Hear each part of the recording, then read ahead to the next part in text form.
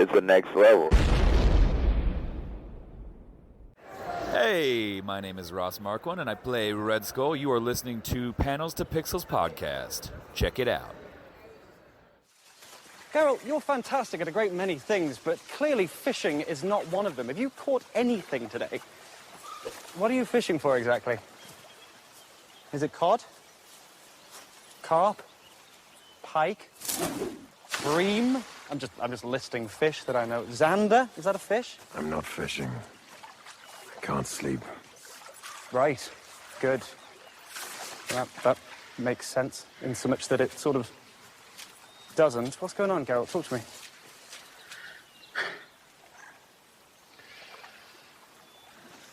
A djinn. A what? I'm looking for a djinn. For a djinn? Like a genie? The floaty fellas with the bad tempers and the banned magics, that kind of genie? Yes, it'll grant me wishes. It's in this lake somewhere, and I can't fucking sleep!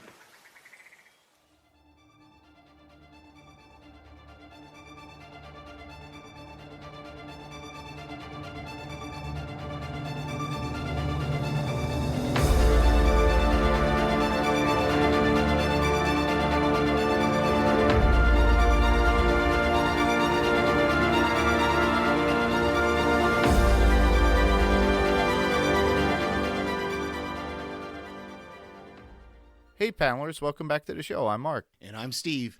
Mark, this is episode 90. You realize we're 10 away from 100. Yeah, definitely. It's crazy. This is amazing. It's crazy. We've been doing this for almost 2 years. So, yeah, it's going on. Yeah, 3 years. So it is fun. It's getting close. It's getting close. Go ahead, and I know we had some feedback from Laura for episode 4. We're doing episode 5 of The Witcher tonight, but we've got some feedback from episode 4, so we're going to take care of that first. Sure. And then we'll talk about episode 4, because I've got some comments to make about episode 4 that I think we kind of skipped over last week. All right, cool. So Lara was kind enough to send us a voicemail or voice feedback. So here it is. Steve and Mark, greetings and salutations. Hey, I have a drinking game for you guys. Anytime a character says destiny or the law of surprise during this series, take a drink. Hey, I have a couple of observations about the last podcast. You talk about the knight or the chancellor who brought the curse of the Striga upon Foltest, and why it cursed his sister instead of him. Well, this is my theory. Curses are like wishes. If you aren't specific about them, they can come back to haunt you. We actually find out that he bought the curse off of someone. So whether it was a witch or whomever, he was instructed on how to create the curse, but he didn't know what it was going to do. So what it actually did was take away the thing that the king loved the most, which happened to be his sister, whom he was in love with, and also happened to curse their daughter, who became the Striga. So just my 2 cents on why the curse affected Ada rather than the king himself. Another thing is that we found out in episode 3 that the elves were the first mages and the first ones to use chaos to create magic. So I have a feeling that is why Yennefer has so much command of her magic and so much power, is because she is part elven. As far as this episode goes, it was so full of revelations and probably one of my favorite episodes. Also, it had Jaskier, so that always makes it better. I'll go by each character and just mention a couple of things about each of their storylines. Ciri, we find out, appears in this magical Brokilon forest, which is inhabited by dryads. If you know ancient Greek mythology, dryads were actually kind of like tree goddesses, but these ladies look more to be like Amazons, but they do have some sort of relationship with the trees because they have these ancient and magical trees that give some sort of water that reveals the truth about a person. And also in Ciri's story, we find out that Dara learns that Ciri is the princess of Cintra and that her mother is Calanthe. And as much as Ciri loves her mother, we find out that Calanthe is not the great queen we think she is, because she brought about the genocide of the elves, as he talks about her soldiers raping, killing, and bashing young baby elves to death. So Calanthe is not quite the wonderful grandmother that Ciri thought that she had. As we move on to Geralt's story, we find out that we are actually jumping back in time to a time before Ciri was born. And I just have to note the character of Calanthe is, to me, a bit of a combination between Cersei from Game of Thrones and Robert Baratheon, if you're familiar with the story, which I'm sure you guys are. I mean, even to the point where they call her the Lioness, and the sigil of House Lannister, which Cersei was from, is a lion. But Calanthe has that very strong, cold demeanor that Cersei had, and that great ambition and sort of bitterness that she was born a woman and she has to live with these men's traditions. And she's also like Robert Baratheon in the fact that she would rather be fighting on the battlefield than sitting on a throne and going through all this ceremonial crap that she doesn't care for.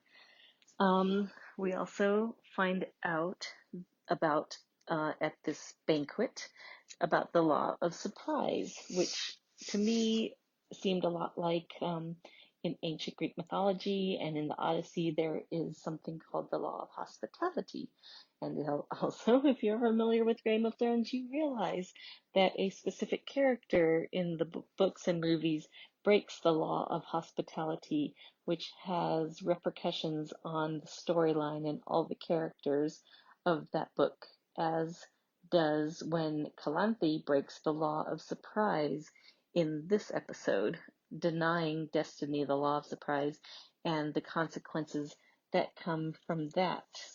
There were a couple of cool revelations in this episode, like we find out that Mousak was actually a counselor for Iced and the Skellig crew before he joined Calanthe's court, so I figured he was always a part of Calanthe's court, but actually he was with the Skelligs. Also, we get the incredible reveal of Pavetta's powers. And do you think she actually knew about her powers or suspected them, or if they just came together right there? Because if you are watching with closed captioning on, when she's speaking to Dooney, you see that she's chanting something in Elder. Elder is the language of the elves that we find out in episode 2 when Geralt is taken by the elves, and it is also the language used by mages when they are reciting their enchantments. So I wonder if she knew that, or if it was just something that was sort of coming out of her as her powers were revealing themselves. Also, I'm wondering what it was that Geralt did to break her trance. We see he takes a kind of a potion, and he and Mousak are trying their best to break this magical enchantment that Pavetta is in, and he takes a potion, starts to use the Professor X mind power position, and she kind of looks at him. So, kind of wondering what it was that he did to break that trance that she was in. So as we see that Yennefer is still with her current post, and she's been there for 30 some years. So the pieces of the timeline puzzle start to fall into place as we see that Ciri is in our current timeline. Geralt is probably 12 to 13 years in the past, right before Ciri was born, and Yennefer mentions that she's been at court for 30 some years, so her timeline is probably the oldest of all of them. And in this episode, which was really great, watching Yennefer build portal after portal trying to escape from this mage assassin and his scorpion monster, just to finally escape through a portal and have her charge the little baby princess die. which was very, very sad. But you start to see Yennefer's motivations here as she begins to speak to the little child on the beach, talking about how, she's tried this whole time to create a legacy for herself and she has nothing to show for it. She has become what, in her words, are the glorified ass wiper of the king. And she basically says, no matter what you are, a powerful mage or a princess or a queen, you're still just a woman.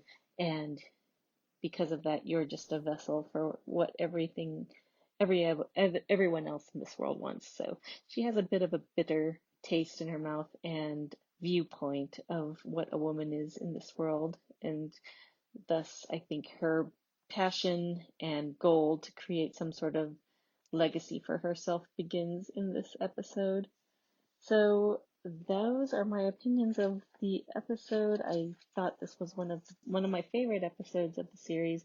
As far as quotes go, I really liked the quote from Geralt to Mousak when he says, "True words are rare birds in courts like this." I feel like that needs to go on a mug or something. But my favorite quote came from the irascible and wonderful Jaskier, where he says, "Yes, yes, yes, you never get involved, except that you actually do, all the time." Which, there he goes, speaking the audience's point of view, once more, telling us that despite Geralt's mission in life to just kill monsters and stay out of human affairs, there he is, always getting involved in human affairs. Great episode, guys, and I can't wait to hear what you think of it. Bye. Wow. Thanks, Lyra, for that. Yeah. Thank you very much, Laura. Yeah, that's so. A couple of things I jotted down as we were listening to that, and I think we did talk a little bit about Pravetta's powers, and I don't remember what we settled on, but I think I hope I don't contradict myself from last week. I might. I think she must have known something beforehand, because I think I did mention this. There was too much control in what she did, where when she manifested her power, it didn't affect her and Dunny. It only affected the people that were attacking. So it seemed to me, and then of course the floating in the air, chanting the elder words, that shows that she knew something at least about her power. Yeah, I think she had to know something, and I mean that could have just been spontaneous, but it seemed a little bit. Like I said, there was just too much control. Oh, definitely, From my taste, for what I thought, and then we didn't. I remember now. We didn't even discuss Geralt and Mousak halting the attack and how they did that. And I think really the reason was I was totally confused every time I watched that episode. Yeah, it was a lot of action. I still couldn't understand what they did that caused it to stop. Did they knock her out? Were they able to, countermand whatever spell she was chanting? I don't know. It was way too confusing. It was all of a sudden, like Laura said, Geralt drinks this potion, and then we see both he and Mousak pointing their hands at Pravetta, and then all of a sudden everything stops and Pravetta and Dunny fall to the floor. So yeah, very good. Well, thank you very much, Laura. That was a great voicemail. Yeah, definitely. And thank you for the idea of the drinking game. So hopefully you listeners are out there. Please don't get drunk on it, and don't blame us. Drink responsibly. Exactly. But to add to that, I actually was talking to Lara. She sent that in, I believe, Thursday. I didn't get it. I didn't look at the email. I'm sorry, everybody. I'm sorry, Lara. But apparently when we recorded Friday, I did not look because, I went back to work and being essential, I guess. And with that, I did not have much time to go start searching everything. I didn't realize it was there on our email. So we have it now. We played it. And thank you, Lara, for submitting that. And with that, when we were talking or messaging through Facebook, I actually recommended Lara to come on to talk about this because honestly I like a woman's perspective, and Lara is very intuitive of what's going on with the show in comparison to what Steve and I look at, and she has a different outlook, and I like that idea. So we might do this with 3 people towards the end. Sounds good. So Sounds good. she's working on that, and we hope to have her on soon. Nice. And spoiler alert, we do have a voicemail from her for this episode, for episode 5. Yes, and we will We play will be that at playing the later. end. So, go ahead. You want to read the synopsis or you want me to? Go ahead. So, episode 5, Bottled Appetites. The synopsis that IMDb gives us is, heedless of warnings, Yennefer looks for a cure to restore what she's lost. Geralt inadvertently puts Jaskier in peril, and the search for Ciri intensifies. Very exciting. Yes. Very exciting stuff. There was a This is- lot going on. There's a lot of humor in this episode that I liked. There's a lot of drama, especially at the very beginning. But and towards the end too, the humor as well. But I enjoyed this just like I did the last episode. I think because it had the right mixture of humor, drama, suspense, and kind of trickery too, because we don't find something out until like 3/4 in about what's going on with right. Yeah, Geralt. and that's what. Yeah, and it's really cool because it's this episode for me. I really liked it. I'm going to say that it changes. It didn't really change the tone, but we get a very different kind of perspective here. There's not a lot of action fight scenes. In fact, the one action fight scene that we we just get it through dialogue. We don't get to see it. And so I thought that was it was a cool departure for this episode, for the show to do this in this episode. We don't really have a fight. There's no real direct fight that occurs like swordplay or anything. There's magics being thrown around, and there's some really big action at the very end. Mm-hmm. But there wasn't that big fight scene that we've been getting kind of in some of these episodes or every other episode. Yeah, So but sometimes it we was need kinda that neat. drama, and sometimes we need that story to be enhanced. And this Absolutely. gave it and a lot of boobs and butts and everything There was else a lot that going on in it, and tattoos that just appear out of nowhere. So, like I said, we enjoyed it for a lot of different aspects out there. Exactly. So we should get on to our top 5. Absolutely.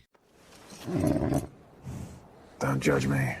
So I think you should go first. I think I went last week. I thought it was interesting at the very beginning when we see the guy from Nilfgaard comes in and he's meeting the Doppler. He holds up a silver coin, and the Doppler gets kind of scared at him, and so I thought that was interesting. It's another confirmation kind of that we get that silver is kind of the Silver bullet.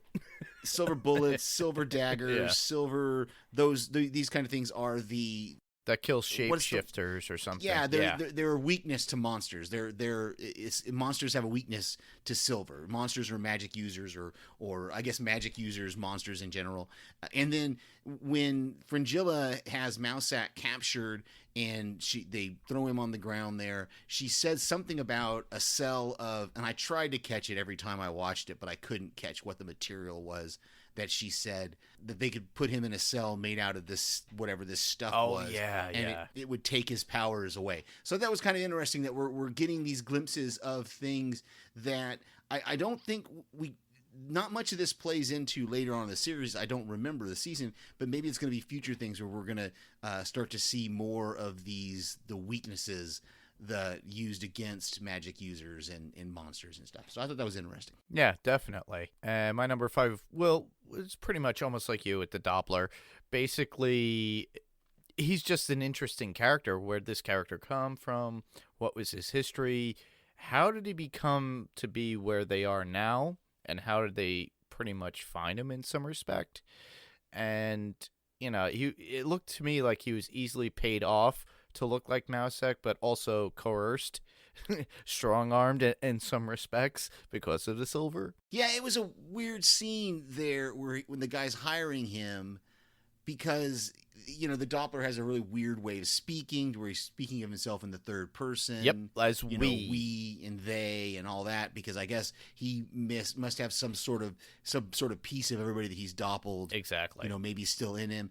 And but the thing that and I saw it every time I watched this episode, both times.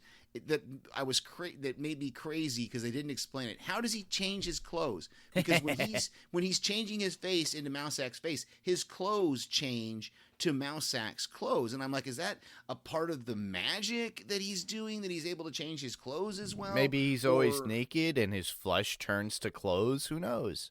Yeah, it was weird because he's naked when the guy comes into his room. Correct. There. So maybe maybe it's all part of the Doppler thing. Maybe he's just walking around free breezing it the whole time. I don't know. Free balling it. Yeah. But it just that was a little weird to me. Yeah, that he changed the clothes. So yeah, okay. So my number 4 is I loved the little back and forth we have between Yennefer and that other mage that she goes to meet, and he talks to her about the treatments that she's getting, and she's like trying to pay him, and he says, you haven't paid me enough, and she's like, no, this is the amount, and he's like, well, I can make the price, I can name the price basically because I'm the only one who can give this to you. And I'm assuming, and because of what we see happen through the episode and the reminder from last episode, that what she's trying to get back is her ability to bear children is what this guy is doing for her. But it also sounded like when later in the episode when they talk about, and I think I have some of this in my notes, when they talk about Geralt's rampage, he says something about a mage that he also beat up on or something like that. And so I wonder if that was the same guy that he was doing. The sign she had outside the door where she's doing her magics, I thought was quite cute. It says, correctives quite effective, whatever the objective. I thought that was that whole scene there with the guy and the young woman, and they want to get the his ED kind of cured, and the mayor comes in, and I just thought it's a cool scene that played in later as well, because she apparently enthralls, this mayor comes in and he's like, well, I've got to collect the tax for the kingdom, and then shows her the shackles, and she makes some comment about, well, I'm not the usual person that you like to shackle, exactly. And then she lets him arrest him. What we find out from the elf later, or we find out from the elf, is that the mayor is arresting her himself. But then, of course, when we get to the mayor's house, we see that she has enthralled him. Yep, enchanted him, enchanted him, and all these people that are there. And I kind of didn't really get what the whole idea was. What she was doing. Was she just doing it to take over the town? Was she just doing it to prove she could? I think it was a way for her to alleviate any issues, and because she was trying to work within the village. And I think the mayor and everybody else was starting to like suppress what she was trying to do for herself. And she was like, oh, well, forget it. I'm just going to take over the village with enchantment. And, their will is not their own. Could be. He wants to have apple juice and walk around naked. No, the apple juice was for her. He said that. He said, "Oh, that's true. Yeah, the apple juice." I just remembered the apple juice. That was it. Yeah. Funny stuff. My number 4 would be Yennefer's new business as well, in the village as she was residing. I love that. I had to laugh that she's using her powers to help those that have erectile dysfunction in their marriage. Yeah. And it was pretty funny how it's like she fixed it. He's like, oh, it's working, and then then they come in to collect the tax, and he's like, we gotta get out of here before it wears off. Yeah. And the mayor's goon won't let him go, and she's trying to cover it up because you can kind of see it, see what he's got going on there, and it was a funny scene. Yeah, it was the Blue Chew for its time. I'm assuming they got to go off and take care of their business. I'm sure they did. So my number 3 is really a quick one. Unless I'm wrong, we never actually see the Djinn, right? I mean, no. At the very end, he's pretty much like a smoke and just moves up. So he's freed, but he's still around. Yeah, it's weird because we never. And when you go to IMDb, there actually is an actor is named as portraying the Jinn. So I don't know if maybe there was a deleted scene or something, or maybe that- it was a mocap, or he did the voice. Yeah, or yeah, maybe the growls. It was just weird that we didn't. You would think the Jinn being such a big part of this episode, we would have at least gotten to see something about it. And along with that is just the scars on Geralt's arm. I thought it was really clever because the first time I watched it, I didn't catch that on the first time. The second and third time I did. yeah, the first time I watched it, I noticed the scratch every time. Yeah. The first time, but I just thought it was part of the pottery had scratched him. No. I didn't think it was had anything to do with the wishes, and it was also a little unclear because all he says to Jaskier is, "I want some peace." And so it's kind of like what Lara said in her previous voicemail there, that unless you're very specific, the genie can make up his whatever he wants to do, because he took, oh, okay, you want peace? That means you want Jaskier's throat to expand and for him to die. Exactly. Yeah, well, it's basically interpreted to whatever the Jinn thinks. Yeah, exactly. And it's the same thing with the guard, the goon there in the cell, when they figure out that Geralt is the one with the wishes, when he says, I just want you to explode, or I can't remember. He didn't use the word wish until the end. Exactly. It was what he wanted to have happen. And so I thought that was pretty funny, and that was pretty interesting. And of course, at the end, we don't really know. We can speculate as to what his wish was, but we don't know exactly what it was. So to me, also, to add on to that, I thought it was pretty cool when you talk about the scratches. Basically, it reminded me almost like of Jumanji, the next level, and on whatever. Oh yeah, the arms. Yeah, with the tattoos, and disappearing. they would disappear. In this case, it would show and increase. Yeah. So, and of course, he didn't have those scratches at the end, I don't think. Yeah, I think it's just going to get added to his scars, maybe, if they're still there. It'd just be 3 more scars he's got. Yeah. But, yeah. Well, your number 3. Yeah, my number 3 would Geralt finally meets Yennefer for the first time, according to the timeline and everything. She's probably she's heard of him in some respect, but he happens upon her for he's looking for a mage to help Jaskier because of the Jinn, and put him in that spell on him, and stories collide within this episode. I just love that aspect of he's gathering these acquaintances that he has to have towards the end. Yeah, it's an interesting dynamic there, because she's very calculated in the way she speaks, because she says, I've never seen a Witcher up close before. Mm-hmm. So that made me think, well, when have you seen one from far away that you knew was a Witcher? Yeah. I was trying to figure out when would she have seen, and then she knows, as soon as he says his name, she knows he's the White Wolf. Mm-hmm. So she's heard of him. And so, yeah, that was another one of those things where our characters are starting to come together. Now, we've binged the entire thing, so we know that Ciri doesn't meet Geralt until the last episode, and I'm not sure if Ciri and Yennefer ever directly meet. I can't remember now. But yeah, it is interesting that we're starting to see our characters kind of collide, and our storylines are starting to come up together, which is really very cool and encouraging for the series. My number 2 is that little conversation we have between Yennefer and Tessia that reveals a lot to us about what's going on. Mm-hmm. Tessia kind of wants her to come back to Aretuza, and Yennefer's like, no, I'm not coming back because I want everything, and I want the ability to have a child restored, and she doesn't come out and say that, but we're assuming that's what it's all about. But it was another one of those things that was really interesting, because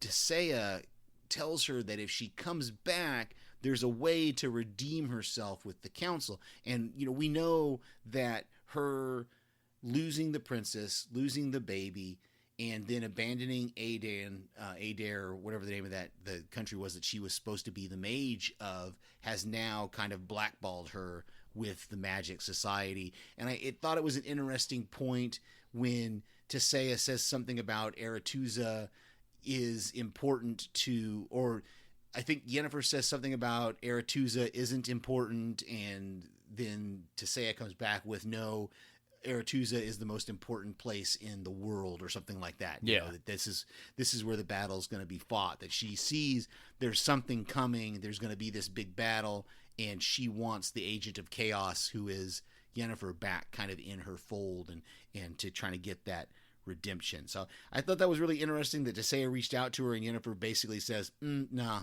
I'm not taking your deal. I'm staying on my own." And number 2 would be finding out that it was Geralt with wishes, with the wishes for the Djinn. You would think it would be Jaskier, since normally a Witcher cannot be tricked with magic.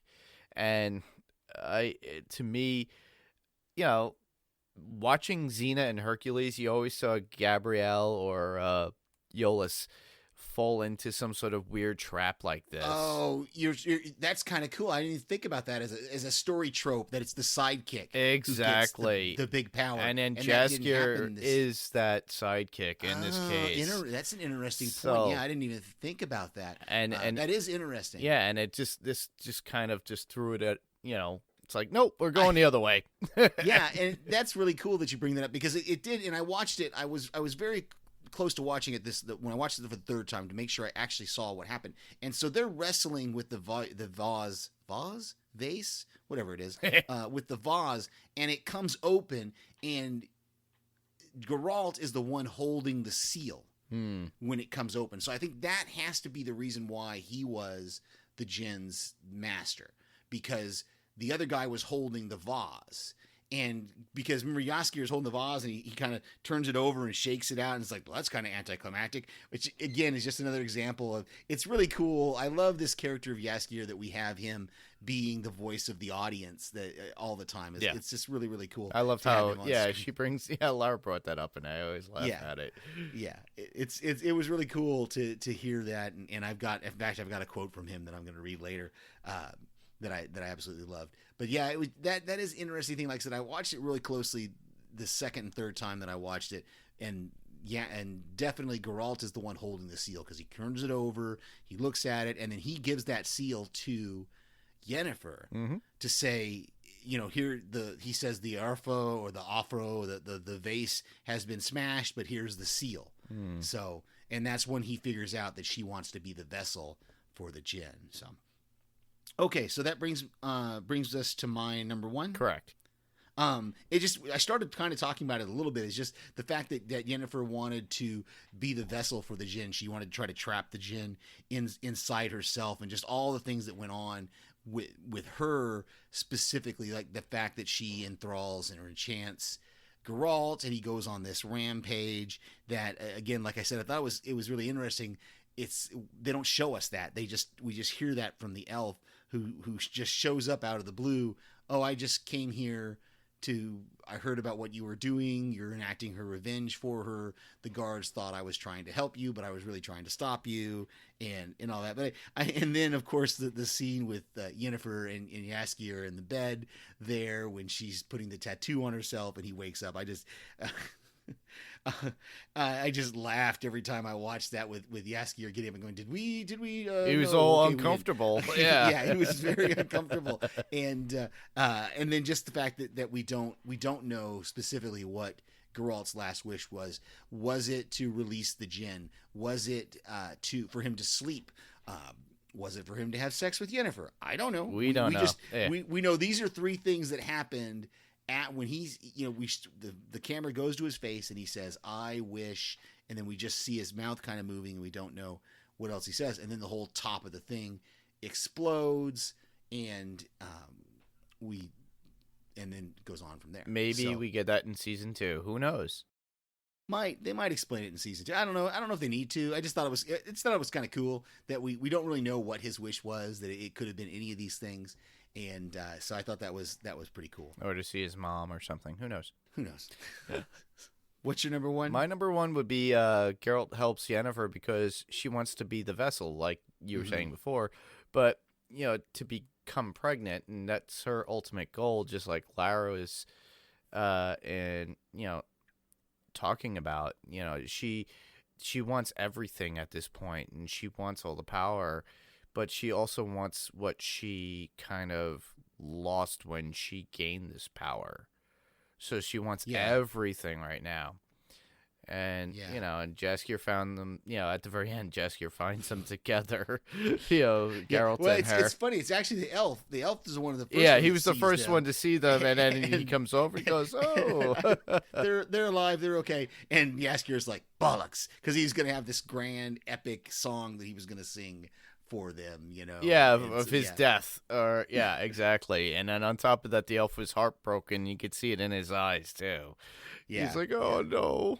I loved her. And he confided that into Geralt in the jail at that time, too. Yeah. He goes, oh, you're not struck by magic. You're struck by feelings. Yeah. Interesting.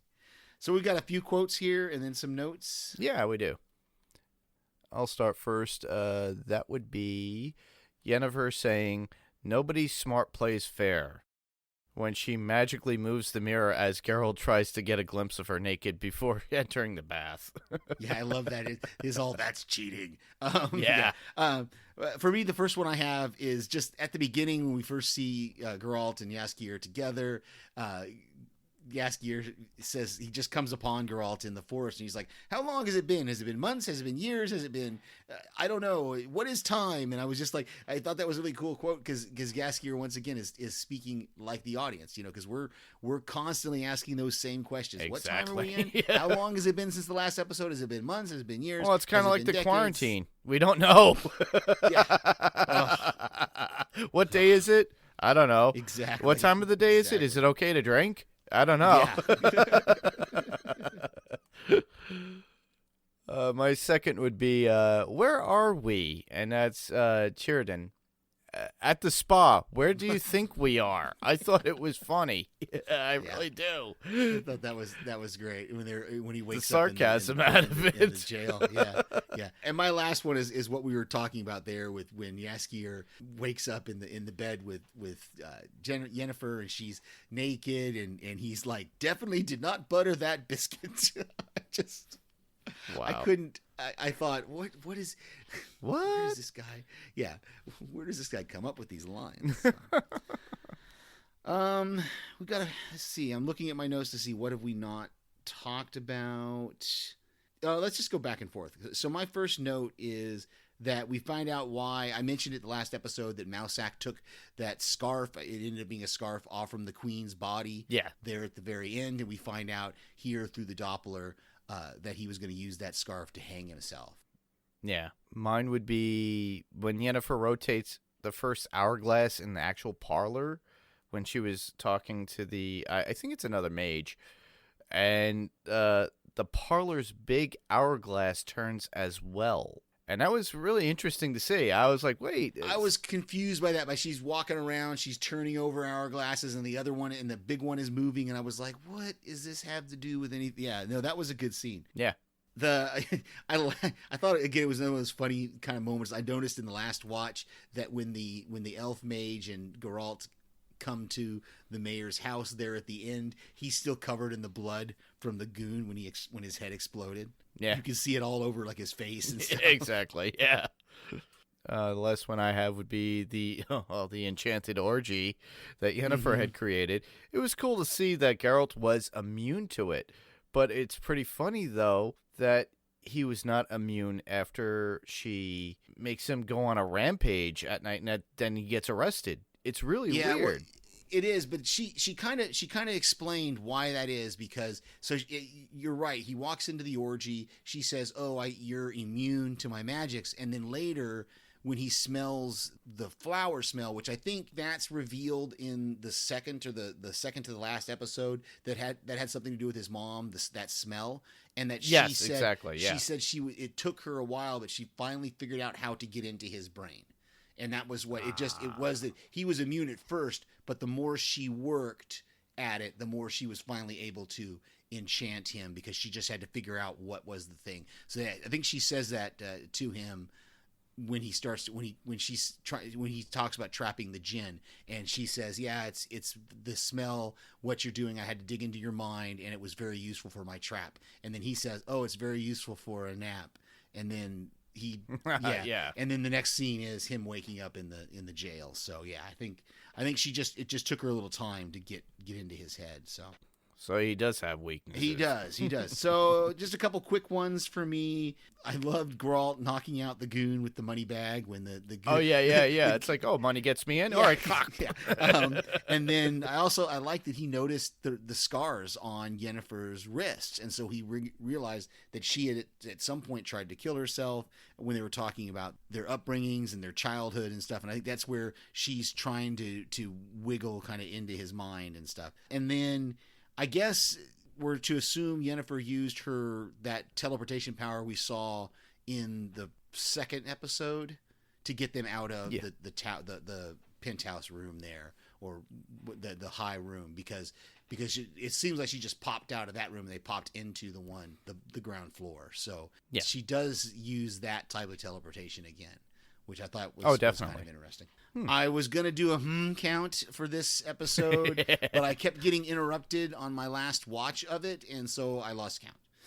But I lost count after 5. I'm going to try to one of these times keep track of all the from Geralt. And don't use that as a drinking game, listeners. No, please don't. Don't use You'll be drunk. You won't make it. You'll be like me trying to watch In the Tall Grass. But that's for another day. So we have some feedback for episode 5. We definitely do. So Lara was kind enough to send in feedback for episode 5 before we actually recorded, which is awesome. So I got it, I edited it, and here it is.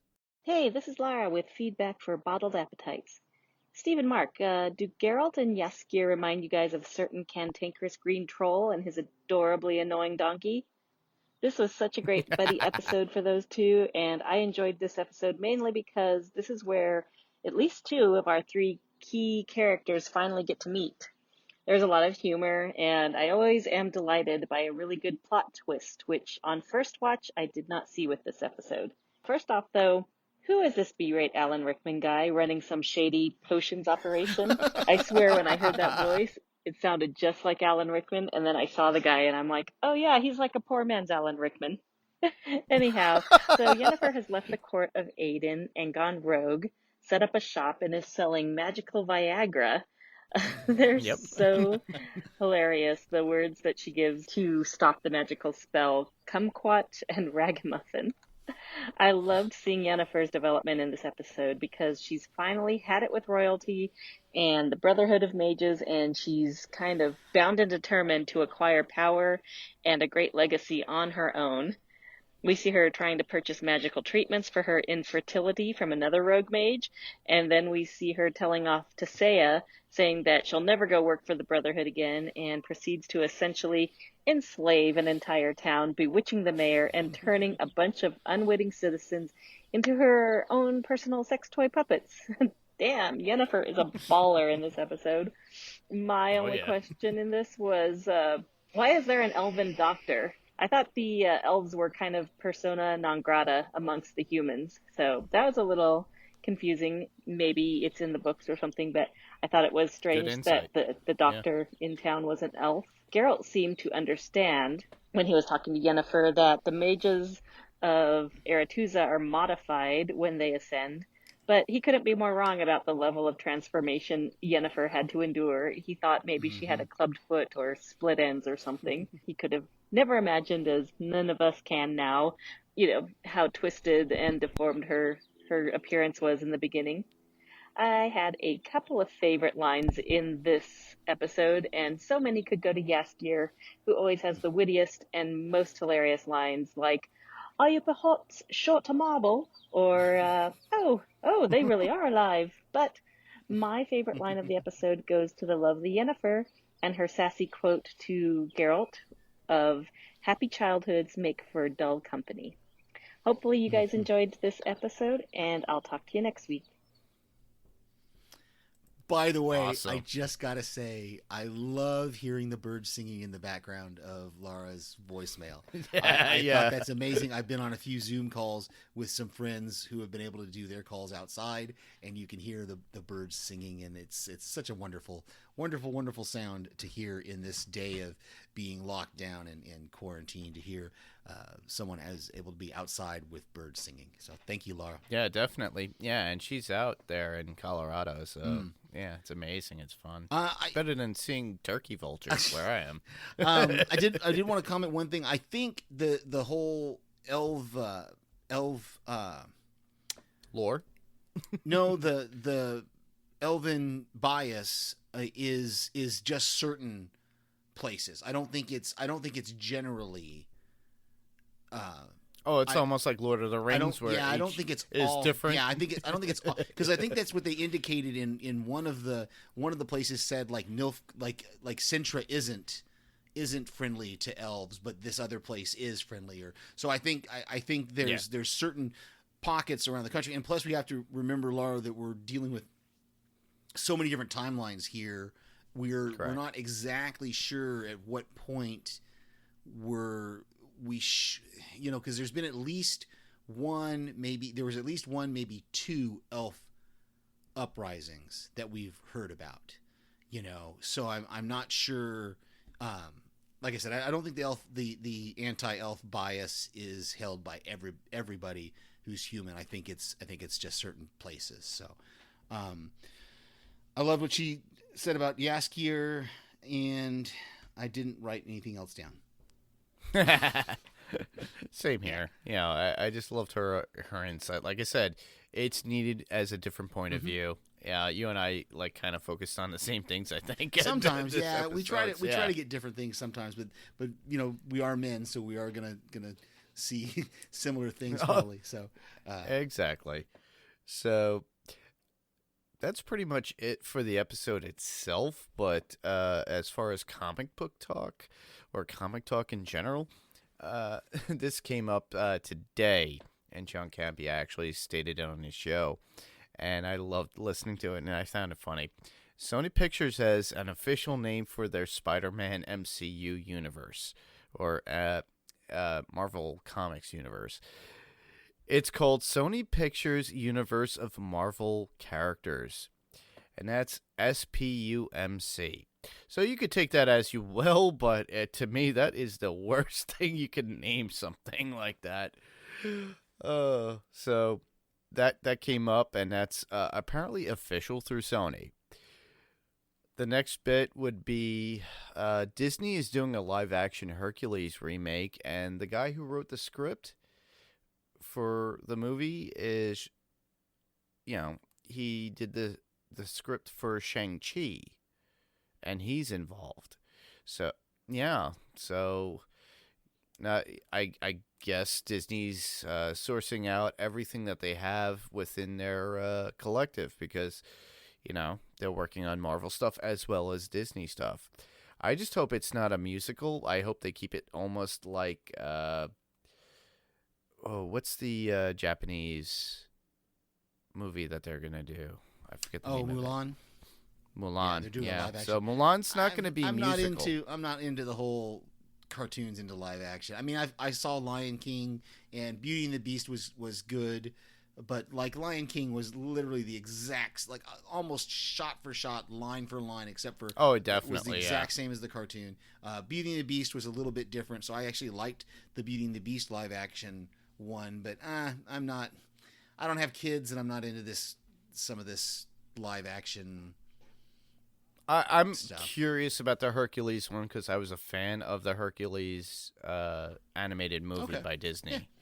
And I'm just curious to see what it would look like. I'm curious to see who they would get to play these characters live action wise.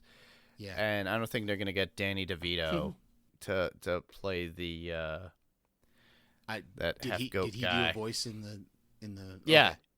Yeah, he played Hercules' friend who was a half goat. Okay. But we got a few podcast recommendations. Yeah, we have to go back. Lost Revisited has started up their podcast again. That's a joint podcast between Podcastica Network and the Next Level Online Network. They're doing a rewatch of the TV show Lost. They are currently in the third season. Yeah, second or third season. Man, I just listened to it today, and I'm blanking on. I think it's season 3 that they're in, because they're in season. I'm pretty sure it's season 3 that they're in right now, and so they're back week to week. I love hearing Kristen and Ben on that podcast, and it's great to hear that they're happy and they're doing something.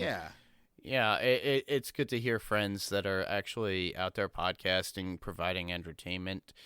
I know things were rough for a while, but, Kristen Ben being back, and he's doing more with the Celebrity Spotlight. Yeah, he did a great interview with DB Sweeney just recently. That was really, really good. So if you like Ben, check out the Spotlight podcast with Ben Beck from the Next Level Online Network. Yeah, definitely. My recommendation would be the Westworld podcast on House Podcastica with Jason and David. That's good. They're killing it each week, and it's is really this good. week. The finale, and I still have to catch up. With work coming back into my life, I don't have much time to watch too much stuff. I felt horrible. They actually called me out because I lost track of my. Okay, listen, y'all. I have been working this entire time. I've been having my same job, working, and actually I've been working extra to get things done where I work, and so I had not fallen trap to the whole not knowing what day it is until this week.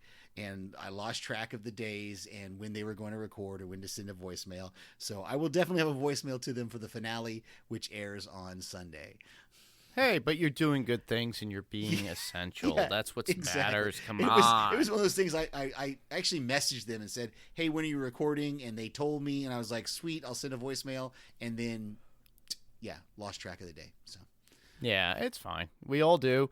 And I'm sure a lot of you people that are working from home are dealing with your kids, homeschooling, as well as getting into your work and dealing with work. And please, if you're doing a Zoom call for work, wear pants or something. I've been seeing a lot of that lately on the news, and just keep it respectful. Get up in the morning, brush your teeth, take a shower, get dressed as if you're doing something. Get dressed in costume. Who cares? Have fun with it. That we only have X amount of time, hopefully, with this, but we could do so much and have fun. The next next podcast that I would recommend would be Strange Indeed with Freeman Jason, and I think they're doing a Penny Dreadful. No. Am I correct? No. Strange Indeed is going to be covering the Netflix movie In the Tall Grass next week. It is a joint movie, or it's a novella. It's a Stephen King novella, and the movie is Joe Hill, which is Stephen King's son. And it's on Netflix too. I watched it a long time ago. I got to rewatch it too. I watched it the other night, and I have to rewatch it because it's very confusing. It is very confusing. I'm still not clear on what happened. So there's a couple of YouTubers out there that actually did a review and an insight on it, so you could actually brush in if you want to get some information deep down on what they were alluding to. So I suggest that. TV Podcast Industries podcast is doing a Penny Dreadful City of Angels podcast. And that one, I did send them a voicemail. So if you pick that up this week, you'll hear my voice. I hope they got it. I haven't finished listening to it yet. They should have got my voicemail in time. So. Oh, Derek is really good. Derek's a great guy. I love those guys. Derek, John, and Chris. Yeah. So listen to TV Podcast Industries.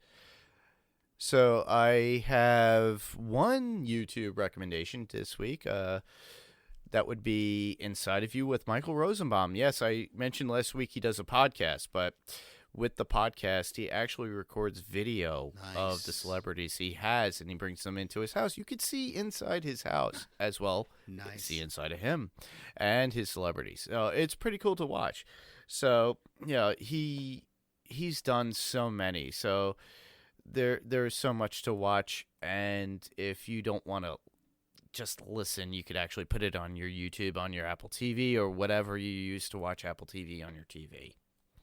I have a YouTube recommendation. If you have not checked out Some Good News with John Krasinski, gosh, you got to do it. He's been doing It's amazing. He's done 3 or 4 of them now, and since in this quarantine thing, and it's just gotten bigger and bigger each week. They're not very long. They're about 15, 20 minutes a piece, but he has got some amazing things that he is able to make happen in this age of quarantine lockdown. So check out Some Good News with John Krasinski.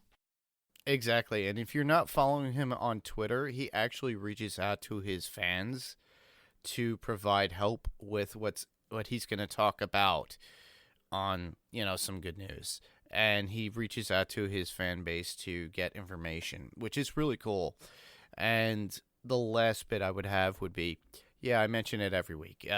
Grim Life Collective, we're recording this right now, May 1st.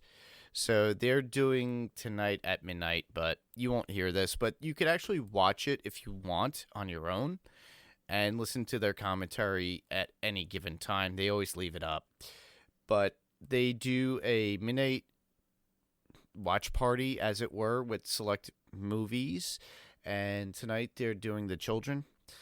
And I think the last time I spoke to Michael, he was doing it Saturdays. Now they're doing it on Friday. But just follow them, subscribe, and see when they're doing another watch party. It's pretty cool to get everybody all together because you could be watching on one device on your TV, which would be the movie. And I did it last week, and it was pretty cool to watch House on Haunted Hill, the original with Vincent Price. And then on my computer, I had Jessica and Michael talking, and everybody, you could talk to people in the chat room as well. So that's a pretty cool thing to do. Eventually, we will do this with a movie night with Panels to Pixels. It will just take time. I'm starting to work things out with this new desktop PC that I have, and that is how we were able to listen to Lyra's feedback tonight, which was awesome, together, and that way we can make comments. So submitting your feedback to us is always wonderful. We love to hear from any of our listeners. You can find us on your podcast player of choice, whatever you use. I'm not going to list them all because I don't feel like it. If you don't know what podcast player you're using to listen to us to, too bad. Figure it out. But you can submit your feedback to us through our Facebook page, which is facebook.com/panelstopixels. You can send us an email at panelstopixels1@gmail.com. That's panelstopixels1. The TO is spelled out right there in the middle. The number 1 @gmail.com. That's how Laura got her voicemail to us, and we love hearing those voicemails. You can also call us and leave a voicemail at 845-350-2095. That's 845-350-2095. You can also find us on YouTube. Just search for Panels to Pixels, not Panels to Pixels. Search for Panels to Pixels podcast, because if you search for Panels to Pixels, you'll find somebody else. But if you search for Panels to Pixels podcast, you'll get us. Yeah. And where else can you hear us? I am a co-host on the Walking Dead Talk Through with Brian Malage and Kyle McAdams on Talk Through Media. With that, we review The Walking Dead each week. This show, Panels to Pixels, will stay on the Next Level Podcast Network, but there will always be a link on our Facebook page for whenever there is a Walking Dead Talk Through episode. Unfortunately, right now, with The Walking Dead, the whole virus and everything that's going on, this apocalypse we're in, unfortunately, it's not a dead one. But we will be back as soon as the show comes back on, as well as Fear and World Beyond. And you could hear us through talkthroughmedia.com, Apple Podcasts, or wherever get your podcasts, just like Steve was saying. If you can't find it, go search for it. Exactly. And you can hear me right here on Panels to Pixels. I will not be leaving this podcast, Mark. You're stuck with me. You better not. You're stuck with me. Definitely till 100. No, I'm staying. I want 200. Let's go to 200. But yeah, you can hear me right here, of course, on Panels to Pixels, and I submit voicemails to various other podcasts, as we've already mentioned. You can hear my voice on several podcasts that I submit voicemails to. So yeah, and hopefully you'll get to see us soon, maybe on YouTube. Hopefully. Yeah. So, well, that's our show for tonight. Thanks, everybody, for listening. I'm Mark. And I'm Steve. And this was Panels to Pixels, and we'll see you on the next panel. Good night. Good night, everyone.